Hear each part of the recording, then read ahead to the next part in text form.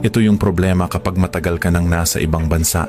Alam mo yung pakiramdam na sa una, lagi mong iniisip, balang araw, uuwi rin ako.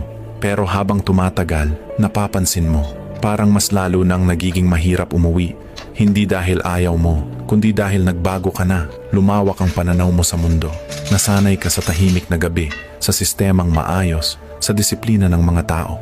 At higit sa lahat, natutunan mong tumayo sa sarili mong mga paa, mag-isa. Tapos pag uwi mo sa Pilipinas, parang biglang bumagal ang oras. Pareho pa rin ang mga kanto, pareho pa rin ang mga tsismisan, pareho pa rin ang mga problema. Pero ikaw, iba ka na. Hindi mo na makita ang dating sarili mo doon. Yung bahay na dati mong tinatawag na home, parang hindi na ganon ka komportable. At minsan napapatanong ka, ako ba ang nagbago? O sila ang naiwan?